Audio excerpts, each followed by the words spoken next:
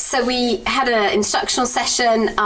There were 3 of us involved, myself, Stella and Yale, and we wanted to look at a roadmap for developing health policy. So we split this into 3 sections and we each took a section. So the first was about identifying priorities for developing policy statements. Then the second was about how you write a policy statement, and then third was around dissemination and implementation. So we wanted to look at, how do we identify what position statements, what policy statements are needed? How do you identify the priorities? And sometimes these are obvious. So ISNCC recently did one on COVID because that was an obvious priority that needed to be done. Sometimes it's not quite so obvious. So how do you identify the priorities? What is going on in terms of within your own country or globally within the field? So what are the priorities and how do you get sign off on those priorities? So for example, at ISNCC, we'd go to the board once we'd identified some priorities for position statements, and they would sign off on those. So you'd undertake a literature review, you'd look at what's out there in identifying the priorities. So then we were saying, well, how do you write a position statement? Having identified that you need one, for example, on cancer nursing leadership, how do you write it? And I think this is where many cancer nurses get a little bit worried. It's not as complicated as you think. So we were telling people to be prepared, not to panic.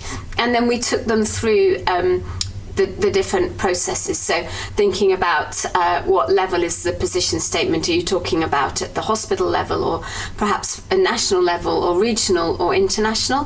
The policy will differ, but the principles are the same. Then we looked at, who is the target audience? Who are we developing this for? And again, that will impact how we write the policy statement. How is it going to be used? Is it for advocacy? Is it something that's going to go to the World Health Assembly? Are we trying to change practice? And again, is it going to be used at the local, national, international level? We then went through the format of how you of a position statement. So, what do you include in it? Making sure the title's catchy, the introduction, setting the scene, the background, the position of the organisation and the recommendations, and the use of references, and we also talked about the use of case studies. And then we took people through the different ISNCC position statements and the different sections that we have in those, and the importance of taking the time to develop position statements, but at the same time recognising that sometimes we need to develop them quickly, such as in COVID, and looking at the language that we used. And then importantly, dissemination and implementation. We don't want these position statements to be just there on the website, we want them to be used. And I think you said, what are some of the considerations and challenges when disseminating these? Well, who is the audience? Who's going to be interested in it? How do we disseminate this to the ISNCC member organisations, individual members? How do we make people aware of it? How do we support members and individuals to use the position statement? How do we seek opportunities for engagement? And engagement at sort of the local level, but also at the national, international level. How do we adapt position statements for our own audience, keeping the principles, but recognising that some people might need different information, and the importance of monitoring the use and their applicability and revising them.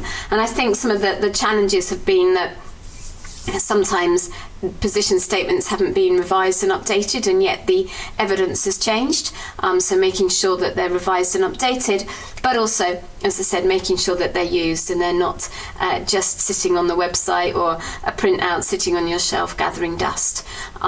Because if they're not being disseminated and utilised, then there's no point in developing them.